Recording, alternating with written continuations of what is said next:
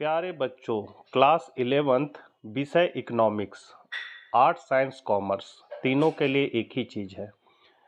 SA1 का exam आपका 4/10/2024 को आपके विद्यालय में होने वाला है। हो सकता है इसका सेंटर बनेगा। महत्वपूर्ण प्रश्न JCRT द्वारा जारी किया गया जो आपके लिए परीक्षा उपयोगी है, इस वीडियो के माध्यम से आपको बताऊंगा। चैप्टर बाय चैप्टर हम लोग देख लेते हैं इंपॉर्टेंट क्वेश्चन को जो JCRT द्वारा दिया गया है। पहला चैप्टर है परिचय और पहला क्वेश्चन है आपका, किसने कहा है कि अर्थशास्त्र जीवन के सामान्य कारोबार के संदर्भ में मनुष्य के अध्ययन से संबंधित है? तो अल्फ्रेड मार्शल ने कहा था। अपनी विभिन्न आवश्यकताओं की पूर्ति करने हेतु किया जाने वाला क्रय कहलाता है उपभोग। जब व्यक्ति वस्तुएं खरीदते हैं तब वे कहलाते हैं उपभोक्ता। बाजार में विक्रय हेतु वस्तुओं का विनिर्माण समानता कहलाता है उत्पादन। कोई किसान गेहूं उपजाता है, यहाँ किसान है एक उत्पादक। श्याम गेहूं से आटा का विनिर्माण करता है, यहाँ श्याम है एक उत्पादक। जब व्यक्ति स्वयं के लाभ के लिए वस्तुएं बेचते हैं तब वे कहलाते हैं विक्रेता। वैसी क्रियाएं जो धन प्राप्त करने के उद्देश्य से की जाती है कहलाती है आर्थिक क्रिया। हमारी आवश्यकताएं या इच्छाएं समानता होती है असीमित। हमारी आवश्यकताओं की पूर्ति के साधन समानता होते हैं सीमित। चयन की समस्या सामान्यता है एक आर्थिक समस्या। समानता आर्थिक समस्या की जड़ है अभाव। संसाधनों का खाली स्थान प्रयोग चयन की समस्या को उत्पन्न करता है तो वैकल्पिक। विभिन्न प्रकार के आर्थिक क्रियाकलापों में संलग्न मनुष्य का अध्ययन है अर्थशास्त्र। आर्थिक क्रियाकलापों के मुख्य भाग हैं उत्पादन, उपभोग, वितरण, तीनों है इसलिए उक्त सभी। रमेश भुगतान लेकर अन्य व्यक्तियों को सेवा प्रदान करता है, यहाँ रमेश है एक सेवा प्रदाता। निम्न में सेवा प्रदाता का उदाहरण है डॉक्टर, वकील, वाहन चालक इत्यादि, तो उपयुक्त सभी हो जाएगा। माँ के द्वारा अपने शिशु का लालन पालन समानता है एक गैर आर्थिक क्रिया, मतलब इसको करने से उनको धन की प्राप्ति नहीं होती है तो उनका काम गैर आर्थिक क्रिया कहलाएगा। शिक्षक द्वारा धन प्राप्त करने हेतु छात्रों को शिक्षा प्रदान करना निम्न में से है एक आर्थिक क्रिया। निम्न में से मनुष्य के आम जीवन के कारोबार को प्रभावित करती है तो सुनामी, भूकंप, कोविड, उक्त सभी, तो उक्त सभी हो जाएगा। अर्थशास्त्र का पिता किसे माना जाता है? एडम स्मिथ को। अर्थशास्त्र नामक पुस्तक किसकी रचना है? तो अर्थशास्त्र नामक पुस्तक चाणक्य की रचना है। वेल्थ ऑफ नेशन नामक पुस्तक किसकी रचना है? एडम स्मिथ की। 1776 में इन्होंने यह किताब को लिखा था। राष्ट्रों की संपत्ति की प्रकृति एवं कारणों की खोज नामक शीर्षक किसकी रचना है? तो एडम स्मिथ की। अर्थशास्त्र के मूल में है चयन और दुर्लभता दोनों, इसलिए डी हो जाएगा। अर्थशास्त्र का धन संबंधी दृष्टिकोण किसने प्रस्तुत किया? Adam Smith. अर्थशास्त्र जीवन के समान कारोबार के संदर्भ में मनुष्य के किस कार्य के अध्ययन से संबंधित है? तो आर्थिक कार्य से। सांख्यिकी का कार्य निम्न में से कौन नहीं है? तो संख्याओं का अमूर्तता।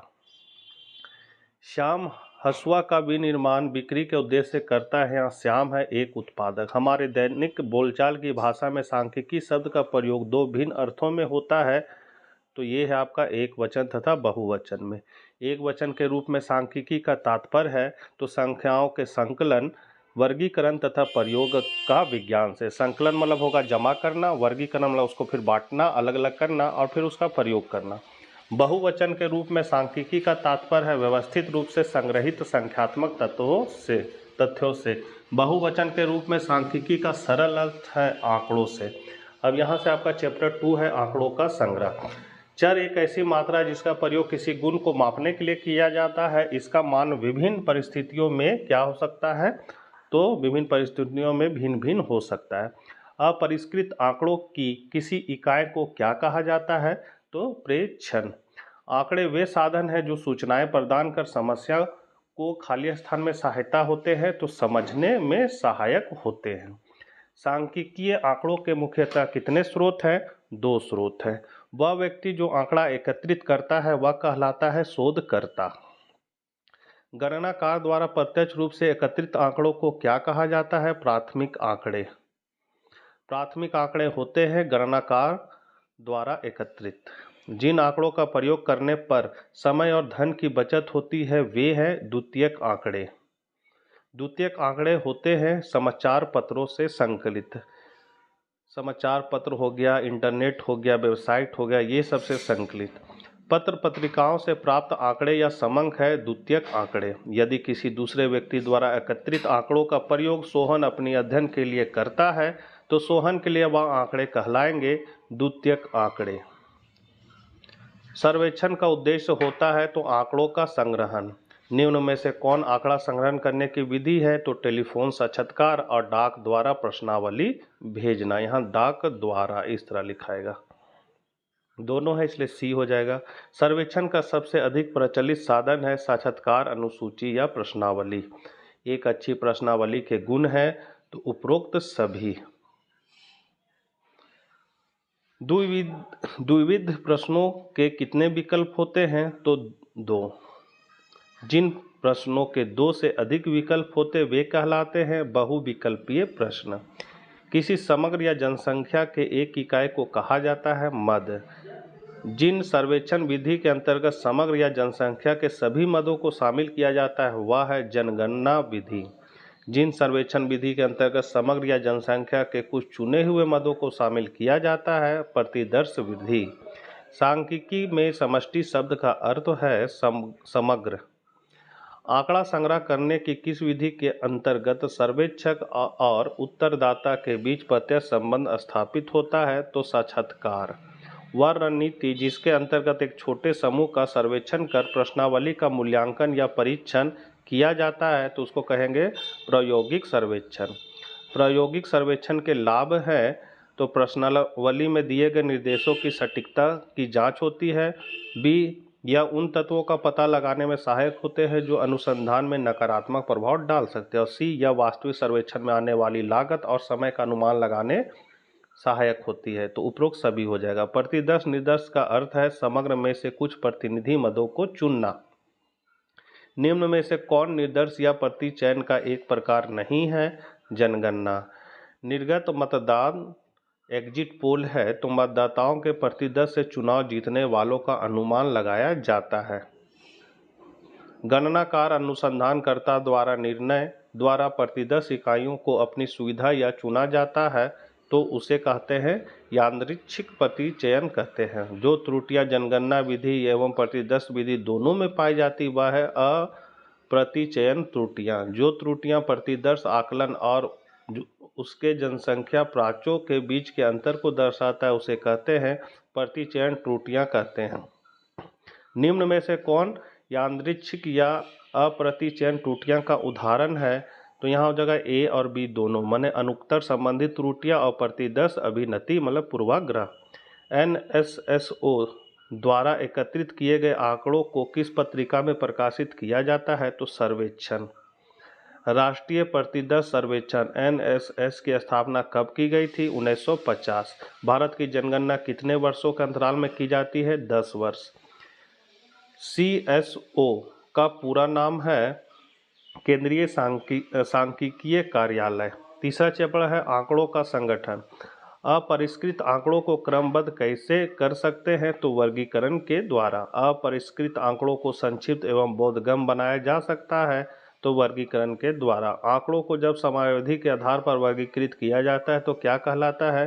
कालानुक्रमिक वर्गीकरण। गेहूं की उपज भारत के किस राज्य में सबसे अधिक होती है? यह किस प्रकार का वर्गीकरण होगा? तो स्थानिक वर्गीकरण। लिंग के आधार पर भारतीय जनसंख्या को पुरुष एवं महिला 2 वर्गों में विभाजित करना निम्न में से किस वर्गीकरण का उदाहरण है? गुणात्मक वर्गीकरण। ऊंचाई, भार, आयु, छात्रों के अंक आदि विशेषता के आधार पर वर्गीकरण कहलाता है मात्रात्मक वर्गीकरण। गणित के प्राप्तांकों का वर्गीकरण क्या कहलाएगा? तो मात्रात्मक वर्गीकरण। परिवर्तन के आधार पर चर को कितने वर्गों में वर्गीकृत कर सकते हैं? तो 2 वर्गों में। परिष्कृत आंकड़ों को मात्रात्मक चर में कैसे वर्गीकृत किया जा सकता है? बारंबारता वितरण। बारंबारता वितरण सारणी में प्रत्येक वर्ग किससे घिरा होता है? तो वर्ग सीमा। वर्ग 20 से 30, 40 से 50 में निम्न वर्ग सीमा कौन सी है? तो यहाँ से निम्न वर्ग सीमा आपका हो जाएगा 20 से 30। उच्च वर्ग सीमा तथा निम्न वर्ग सीमा बीच का अंतर कहलाता है वर्ग अंतराल। वर्ग चिन्ह या वर्ग मध्य बिंदु का सूत्र है तो उच्च वर्ग सीमा निम्न वर्ग सीमा +2, मतलब इसको हम लोग लिख सकते हैं L1 + L2/2। यहाँ बीच में प्लस होना चाहिए। वर्ग 10 से 20 तथा 30 से 40 में उच्च वर्ग सीमा कौन सी है? तो उच्च हो गया 30 से 40।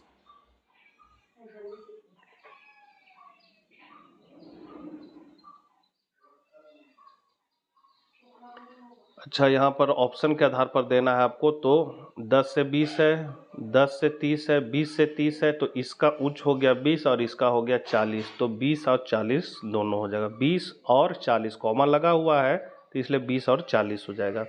किसी बारंबारता वितरण का आलेखीय प्रस्तुतिकरण कहलाता है बारंबारता वक्र। चरों के उच्चतम एवं न्यूनतम प्रेक्षणों के बीच का अंतर होता है पारस, मतलब इसको हम लोग विस्तार भी बोलते हैं, रेंज।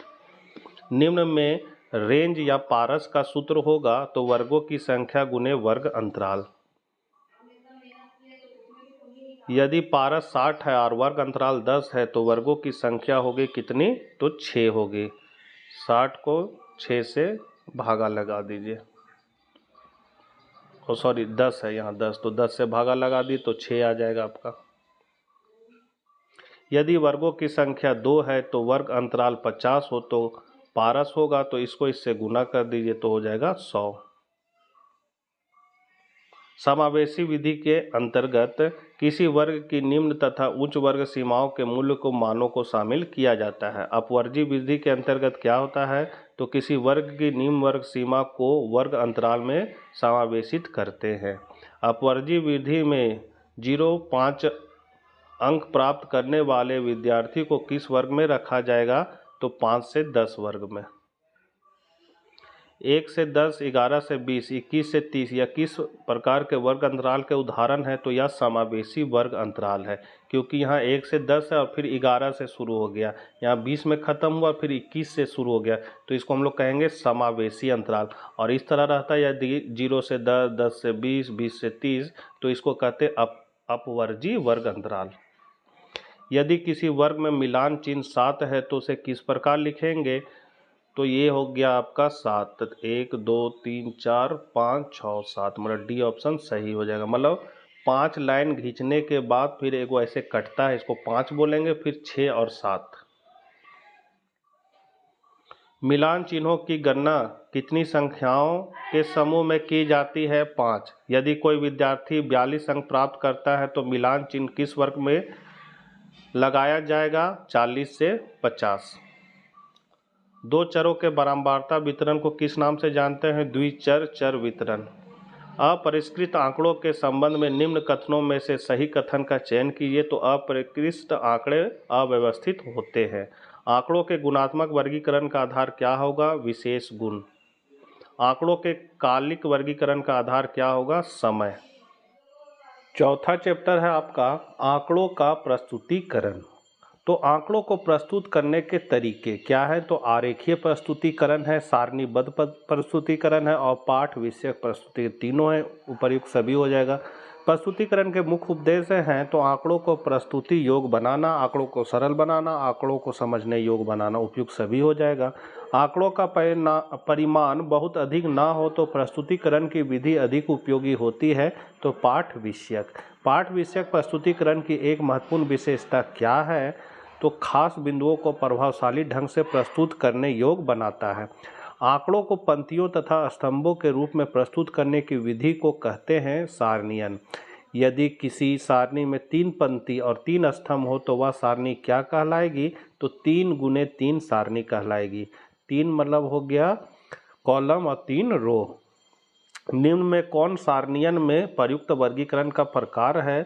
तो उपर्युक्त सभी। निम्नलिखित में कौन गुणात्मक वर्गीकरण की विशेषता है? तो सामाजिक स्थिति। निम्नांकित में कौन मात्रात्मक वर्गीकरण की विशेषता है? उपर्युक्त सभी, मतलब आयु, उत्पादन, ऊंचाई। आंकड़ों को जब समय जैसे घंटों, दिनों, महीनों, वर्षों इत्यादि के आधार पर वर्गीकृत किया जाता है तो इसे क्या कहते हैं? तो कालिक वर्गीकरण। स्थान के आधार पर वर्गीकरण को क्या कहते हैं? स्थानीय वर्गीकरण। एक सारणी के प्रमुख अंग निम्न में कौन है? तो उपर्युक्त सभी। किसी सारणी का अंतिम अंग क्या होता है? टिप्पणी। किसी सारणी के पंक्ति शीर्षक को क्या कहा जाता है? अवशीर्ष। आंकड़ों को आरेखीय प्रस्तुतीकरण की प्रमुख विशेषताएं या गुण क्या है? तो उपर्युक्त सभी। आंकड़ों की अमूर्तता को कम करने तथा उसे अधिक मूर्त एवं आसानी से समझने योग्य बनाने के लिए आंकड़ों के प्रस्तुतीकरण की कौन सी विधि अधिक उपयुक्त है? तो आरेखीय प्रस्तुतीकरण। आंकड़ों के आरेखीय प्रस्तुतीकरण की मुख्य प्रकार निम्न में कौन है? तो उपर्युक्त सभी। दंड आरेख है, एक विमी आरेख है। यह बहुत इंपॉर्टेंट क्वेश्चन है। दंड आरेख तथा वृत्त आरेख आरेख की श्रेणी में आते हैं। तो ज्यामितीय आरेख। निम्न में कौन आंकड़ों की प्रस्तुतीकरण की ज्यामितीय आरेख का भाग है? दंड आरेख। वह दंड आरेख जिसका प्रयोग दो या अधिक आंकड़ा समुच्चयों की तुलना के लिए प्रयोग की जाती है कहलाता है बहुदंड आरेख। घटक दंड आरेख में घटकों की अनुपातिक ऊंचाइयां किस विधि द्वारा ज्ञात की जाती है? तो एकिक विधि। वृत्त आरेख घटक आरेख है। वृत्त आरेख को अन्य किस नाम से जाना जाता है? तो वृत्त चार्ट। वृत्त आरेख में वृत्त को कितने बराबर भागों में बांट लिया जाता है? तो 100। वृत्त आरेख के केंद्र पर कोण कौन होता है? तो 336 डिग्री का। निम्न में कौन बारंबारता आरेख का भाग है? तो उपर्युक्त सभी। आयत चित्र द्विविमा आरेख है, ये भी इंपॉर्टेंट है। आयत चित्र बनाए जाते हैं केवल सतत चर के लिए। निम्न में से किस औसत को आयत चित्र से प्राप्त किया जा सकता है? तो बहुलक। निम्नांकित में से कौन आयत चित्र का विकल्प है? बारंबारता बहुभुज। निम्नांकित में कौन सा कथन सही है? तो आयत चित्र की रचना केवल आंकड़ों के सतत वर्गीकरण के लिए ही की जा सकती है। वर्ष विशेष की मासिक वर्षा को प्रस्तुत करने के लिए निम्न में किस प्रकार का आरेख अधिक प्रभावशाली होगा? तो दंड आरेख। त्वरण को अन्य किस नाम से जाना जाता है? ओजवाइन। त्वरण वक्र कितने प्रकार की होती है? तो से कम और से अधिक। निम्न में से किसका मान त्वरण से ज्ञात किया जा सकता है? तो माध्यिका। अंकगणितीय रेखा चित्र को अन्य किस नाम से जाना जाता है? तो काल श्रेणी आलेख। अंकगणितीय रेखा चित्र के द्वारा आंकड़ों को समझने में मदद मिलती है। उपर्युक्त सभी मतलब दीर्घकालीन प्रवृत्ति, आंकड़ों में चक्रीयता और आंकड़ों का कालिकता। काल श्रेणी को दर्शाने वाले ग्राफ को क्या कहते हैं? तो अंकगणितीय रेखा चित्र। त्वरण या ओजवाइन वक्र को नाम से जाना जाता है? तो संचयी आवर्ती वक्र के नाम से। आंकड़ों के कालिक वर्गीकरण का आधार क्या होता है? समय। दंड आरेख किस प्रकार के चर के लिए बनाए जाते हैं? तो सतत चर एवं विविक्त चर दोनों। पांचवा चैप्टर है केंद्रीय प्रवृत्ति की माप। आंकड़ों को संक्षिप्त रूप में व्याख्या करने की संख्यात्मक विधि निम्न में से है। तो इसको हम लोग कहेंगे केंद्रीय प्रवृत्ति की माप। प्रतिनिधि या विशिष्ट मान के रूप में आंकड़ों के सर्वेक्षण का एक तरीका है केंद्रीय प्रवृत्ति की माप। औसतों के सांख्यिकीय माप निम्न में है। तो समांतर माध्य, माध्यिका, बहुलक, उपयुक्त सभी हो जाएगा। केंद्रीय प्रवृत्ति की माप में समांतर 3 सर्वाधिक प्रचलित औसत है। समांतर माध्य, माध्यिका, बहुलक तीनों है तो उपयुक्त सभी। 4 परिवारों की मासिक आय इतना इतना इतना इतना इतना। यहाँ परिवारों की औसत आय निम्नांकित होगी। तो औसत आय को ज्ञात करने के लिए आपको सबको जोड़ देना है और जितना नंबर है 1 2 3 4 5 6 से भागा लगा देना है। जो आएगा वही आंसर हो जाएगा। तो यहाँ पर आंसर है 5000। केंद्रीय प्रवृत्ति का सबसे अधिक प्रयोग किया जाने वाला माप निम्न में कौन है? तो समांतर माध्य। समांतर माध्य को समानता खाली स्थान से निर्देशित किया जाता है। तो x बार के रूप में निर्देशित किया जाता है। x बार। समांतर माध्य के परिकलन का अध्ययन मोटे तौर कितनी श्रेणियों के अंतर्गत किया जा सकता है? तो 2 श्रेणी। असमूहित आंकड़ों की श्रृंखला के लिए प्रत्यक्ष विधि से समांतर माध्य की गणना निम्न सूत्र से की जाती। तो निम्न सूत्र इसका है समांतर माध्य का प्रत्यक्ष विधि में x बार बराबर सिग्मा x बटा n। किसी कक्षा के छात्रों के अर्थशास्त्र की परीक्षा में प्राप्तांक प्रतिशत प्रदर्शित करने वाले आंकड़ों से समांतर माध्य की गणना कीजिए। सबको जोड़ देना है और 1 2 3 4 5 से भागा लगा देना है। जो आएगा वही आंसर। तो इसका 56 है। असामूहिक आंकड़ों की श्रृंखला के लिए कल्पित माध्य विधि से समांतर माध्य की गणना निम्न सूत्र से की जाती है।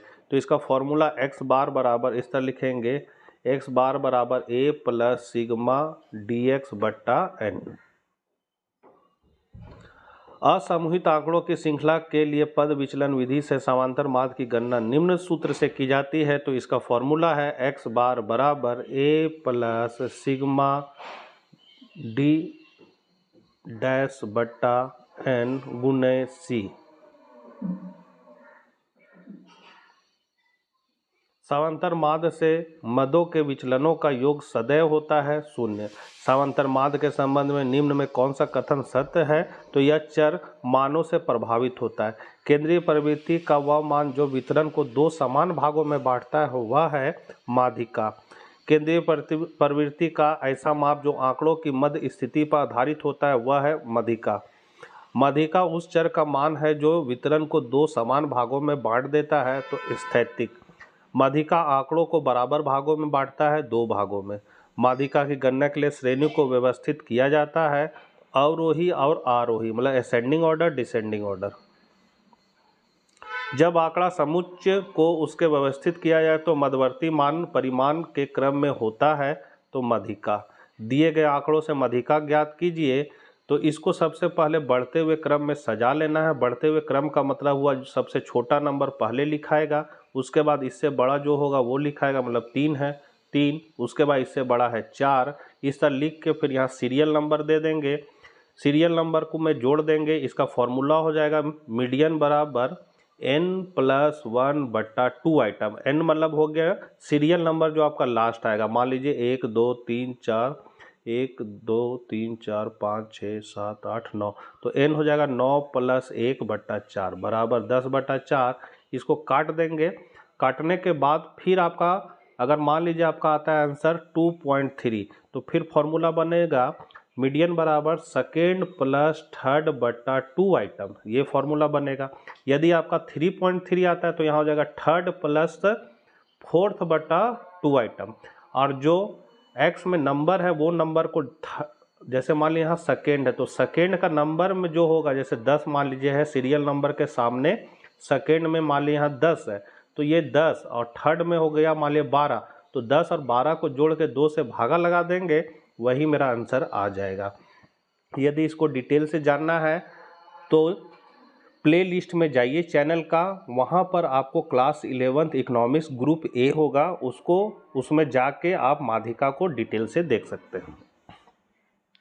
दिए गए आंकड़ों से माध्यिका ज्ञात कीजिए। तो माध्यिका ज्ञात करने के लिए वही है, इसको सीरियल नंबर को सजा लेना है बढ़ते क्रम में। उसके बाद इसका फॉर्मूला है n+1 बट्टा 2, इसमें बैठा के हम लोग निकालेंगे तो 120 आ जाएगा। और ऐसे माध्यिका का करेक्ट आंसर जो होता है वो हमेशा बीच में ही आता है। तो इधर से 3 इधर से 3, बीच में क्या है 120 है तो 120 आ गया। केंद्रीय प्रवृत्ति के माप के रूप में माध्यिका क्या होती है? तो श्रृंखला के सभी मानों के प्रति संवेदी नहीं होती है। माध्यिका होता है आंकड़ों के केंद्रीय मदों के मान पर संकेंद्रित। चतुर्थक वे माप है जो आंकड़ों को बराबर भागों में बांटते हैं, तो 4 भागों में। कोटाइल डिवीजन इसको कहा जाता है, ये 4 भागों में बांटते हैं, मतलब 4 से भागा होता है। शतमक वितरण को बराबर भागों में विभाजित करके शतमक का मतलब परसेंट, मतलब 100 हो जाएगा। निम्न चतुर्थक कहा जाता है, तो प्रथम चतुर्थक को निम्न कहा जाता है, इसको हम लोग Q1 से डिनोट करते हैं। उच्च चतुर्थक वितरण कहा जाता है, तो तृतीय चतुर्थक को, इसको हम लोग Q3 से डिनोट करते हैं। प्रथम चतुर्थक की गणना निम्न सूत्र की सहायता से की जाती है, तो इसका फॉर्मूला है Q1 बराबर n+1 बट्टा 4 वें पद का आकार, यहाँ Q1 हो जाएगा। तृतीय चतुर्थक की गणना निम्न सूत्र की सहायता से की जाती है, तो इसका हो जाएगा Q3 बराबर 3n+1 बट्टा 4 वें पद का आकार। माध्यिका की स्थिति सदैव समांतर माध्य और बहुलक के बीच में होती है। माध्यिका निम्न में संबंधित होती है, तो द्वितीय चतुर्थक से। माध्यिका को निम्न में किसके द्वारा दर्शाया जाता है? तो m द्वारा। माध्यिका को हम लोग m से डिनोट करते हैं, माध्य को x बार से। किसी श्रृंखला में सर्वाधिक बार प्रकट होने वाला मान कहलाता है बहुलक। बहुलक को निम्न में किसके द्वारा दर्शाया जाता है? तो MO के द्वारा। MO सर्वाधिक मान मतलब मान लीजिए यहाँ नंबर दिया है 2 8 3 6, तो इसमें सबसे बड़ा जो होगा वो हो जाएगा आपका बहुलक। और यदि यहाँ पर एक और 2 रहता तो जो ज़्यादा बार आया है श्रेणी में वो बहुलक हुआ। जैसे 2 यहाँ 2 बार आ गया तो बहुलक आपका 2 हो जाएगा। और सब संख्या यदि एक ही बार है, रिपीट नहीं है, तो जो बड़ा संख्या होगा वो बहुलक हो जाएगा। दिए गए आंकड़ों से बहुलक का मान ज्ञात कीजिए। तो इसमें आपको बहुलक ज्ञात करना है, तो इसमें आपको देखना है कि कौन संख्या बड़ा है। और बड़ा जब पहले तो देखना कौन संख्या रिपीट हुआ। तो देखिए यहाँ 26 और यहाँ भी है एक 26, तो 3 को 26 है तो आपका आंसर 26 हो जाएगा। 26 का है कि अधिक बार आया है। बाकी और कोई संख्या ऐसा है जो अधिक बार आया है तो इसमें तो नहीं दिख रहा है, तो 26 हो जाएगा। गुणात्मक आंकड़ों को निम्न में से किसके द्वारा समानता दर्शाया जाता है? बहुलक। बहुलक शब्द की उत्पत्ति फ्रेंच भाषा के किस शब्द से हुई है? ला मोड। एक जूता कंपनी जो केवल वयस्कों के लिए जूते बनाती है, सर्वाधिक लोकप्रिय आकार के जूते की जानकारी लेना चाहते हैं, इसके लिए कौन सा औसत सर्वाधिक उपयुक्त तो होगा? तो बहुलक। केंद्रीय प्रवृत्ति की माप या औसतों का प्रयोग के लिए किया जाता है आंकड़ों के संक्षेपण। सहसंबंध, तो वह कौन सा सांख्यिकीय माप है जो 2 अथवा 2 से अधिक सांख्यिकीय श्रृंखलाओं में पारस्परिक संबंधों का अध्ययन करता है? सहसंबंध। निम्नलिखित कथनों में से सही कथन का चयन कीजिए। तो सही कथन है सहसंबंध द्वारा सहप्रसरण का माप किया जा सकता है। सहसंबंध इनमें से किसका माप करता है? तो यहाँ हो जाएगा ए तथा बी दोनों। मतलब ए में है आपका 2 चरों के बीच संबंध की मात्रा और 2 चरों के बीच संबंध की तीव्रता की माप करता है। किस सहसंबंध गुणांक को सरल सहसंबंध भी कहते हैं? तो कार्ल पियर्सन सहसंबंध गुणांक को, इसको हम लोग आर से डिनोट करते हैं। जब 2 चरों x एवं y का मान एक ही दिशा में परिवर्तित होता है तो वह उदाहरण है धनात्मक सहसंबंध का। जब 2 चरों x एवं y के बीच परिवर्तन का अनुपात सदैव स्थिर रहता तो उसे कहते हैं रेखीय सहसंबंध। निम्नलिखित कथनों में से गलत कथन का चयन कीजिए। तो गलत कथन को आपको बताना है। तो गलत कथन है आपका आयत चित्र द्वारा सहसंबंध को मापा जा सकता है, ये गलत कथन है। वह चित्र जो साहचर्य के रूप को विशेष संख्यात्मक मान दिए बिना दृश्य रूप से प्रस्तुत करता है प्रकीर्ण आरेख या बिंदु चित्र कहलाता है। नीचे दिए गए प्रकीर्ण आरेख बिंदु चित्र में सहसंबंध का मान क्या होगा? तो ये है नीचे की ओर गिर रहा है, इसका मतलब पूर्ण ऋणात्मक सहसंबंध कहलाएगा। नीचे दिए गए प्रकीर्ण आरेख बिंदु चित्र में सहसंबंध का मान क्या होगा? तो ये ऊपर की ओर जा रहा है, ऊपर जाना मतलब धनात्मक होगा, मतलब पूर्ण धनात्मक सहसंबंध होगा। नीचे दिए गए प्रकीर्ण आरेख बिंदु सहसंबंध का मान क्या होगा? तो यहाँ पर ये क्या है, ऊपर की ओर जा रहा है, इसका मतलब धनात्मक सहसंबंध होगा। नीचे दिए गए पर तो ये ऋणात्मक सहसंबंध होगा। नीचे दिए गए प्रकीर्ण बिंदु चित्र में किस प्रकार संबंध दर्शाया गया है? तो ये दर्शाया गया है अरेखीय सहसंबंध। मतलब अरेखीय मतलब ये सीधा नहीं है, थोड़ा सा ऐसे करके गया इसलिए अरेखीय। सीधा जाएगा तो अब रेखीय होगा, या ऐसे आए तो रेखीय होगा, लेकिन ऐसे जा रहा है तो ये अरेखीय हो जाएगा। सहसंबंध गुणांक के गुण हैं तो उपरोक्त सभी गुण हैं, देख लीजिए। सहसंबंध गुणांक के चिन्ह का निर्धारण कैसे होता है? तो सहप्रसरण के चिन्ह द्वारा। यदि 2 चरों के बीच सहसंबंध गुणांक का मान -1 है तो इन 2 चरों के बीच कैसा संबंध होगा? तो माइनस लगा हुआ है, इसका मतलब है पूर्णतः ऋणात्मक सहसंबंध होगा। यदि 2 चरों के बीच सहसंबंध गुणांक का मान +1 है तो इन चरों के बीच कैसा संबंध होगा? तो इसको हम लोग कहेंगे पूर्णतः धनात्मक सहसंबंध। निम्नलिखित में कौन सा संबंध का प्रकार है? तो ये तीनों प्रकार है उपयुक्त सभी। जब एक वस्तु की कीमत बढ़ती है तो उसकी मांग घट जाती है, उस वस्तु की कीमत और उस वस्तु के मांग के बीच कैसा संबंध है? ऋणात्मक सहसंबंध। निम्नलिखित मापों में से कौन सा माप किसी भी प्रकार के सहसंबंध को माप सकता है? तो कार्ल पियर्सन का सहसंबंध गुणांक। कार्ल पियर्सन सहसंबंध गुणांक का उपयोग कब नहीं किया जाता है? तो चरों के बीच गैर रेखीय संबंध हो तब। निम्नलिखित सूत्रों में कार्ल पियर्सन का सहसंबंध गुणांक सूत्र हो जाएगा। तो ये सूत्र जो है वो कार्ल पियर्सन सहसंबंध गुणांक का सूत्र हो जाएगा। थोड़ा बड़ा कर देते हैं। निम्न में से कौन कार्ल पियर्सन का सहसंबंध गुणांक का एक दोष है? तो ये है आपका दोष चरों के बीच गैर रेखीय सहसंबंध पाया जाता है जो यह भ्रामक निष्कर्ष दे सकता है। कोटि सहसंबंध गुणांक विधि का प्रयोग कब किया जाता है? तो उपयुक्त सभी हो जाएगा। कोटि सहसंबंध गुणांक का सूत्र निम्न में कौन है? तो ये है आपका कोटि सहसंबंध। इसको स्पेयरमैन सहसंबंध भी कहा जाता है। ये स्पेयरमैन सहसंबंध या कोटी सहसंबंध गुणांक का फॉर्मूला हुआ। सहसंबंध समानता इनमें से किस प्रकार के संबंध को नहीं दर्शाता है? तो यहाँ हो जाएगा कार्यकरण संबंध को। सरल सहसंबंध के अंतर्गत अध्ययन किए जाने वाले दोनों चरों में कैसा संबंध पाया जाता है? तो धनात्मक ऋणात्मक कोई संबंध नहीं, उपयुक्त सभी हो जाएगा। जब केवल दो चरों के बीच संबंधों का अध्ययन किया जाता है तो इससे क्या कहा जाता है? सरल सहसंबंध। जब तीन या इससे अधिक चरों के बीच संबंधों का अध्ययन किया जाता है तो इसे क्या कहा जाता है? बहुगुणी सहसंबंध। यदि r बराबर 0 हो तो इसका अर्थ है कि कोई संबंध नहीं है। यदि r x y का मान ऋणात्मक है तो x और y के बीच सहसंबंध कैसा होगा? तो x के घटने पर y बढ़ेगा। यदि r x y का मान धनात्मक होने पर x और y के बीच सहसंबंध कैसा होगा? तो x के घटने पर y घटेगा। वितरण के लिए कोटि सहसंबंध अधिक उपयुक्त है तो गुणात्मक। जन्म दर और निर्धनता में उच्च स्तर पर धनात्मक सहसंबंध पाया जाता है। उपरोक्त कथन के अनुसार सहसंबंध गुणांक होगा r बराबर 0.90। मोटापा और जीवन प्रत्याशा में उच्च स्तर पर ऋणात्मक सहसंबंध पाया जाता है। उपरोक्त कथन के अनुसार सहसंबंध गुणांक होगा तो r बराबर -0.90। तो बच्चों ये थे class 11th economics first paper group A आपका है अर्थशास्त्र में सांख्यिकी। इसका JCERT द्वारा जारी किया गया परीक्षा उपयोगी ऑब्जेक्टिव क्वेश्चन है। और इसका सेकंड पेपर है क्लास 11th में इकोनॉमिक्स का भारतीय अर्थव्यवस्था का विकास। तो ये चैप्टर से भी आपका क्वेश्चन एग्जाम में आएगा। तो नेक्स्ट वीडियो में हम लोग उसी चैप्टर के प्रश्नों को देखेंगे। तो मिलते हैं नेक्स्ट वीडियो के साथ, तब तक आज्ञा दीजिए, बाय बाय।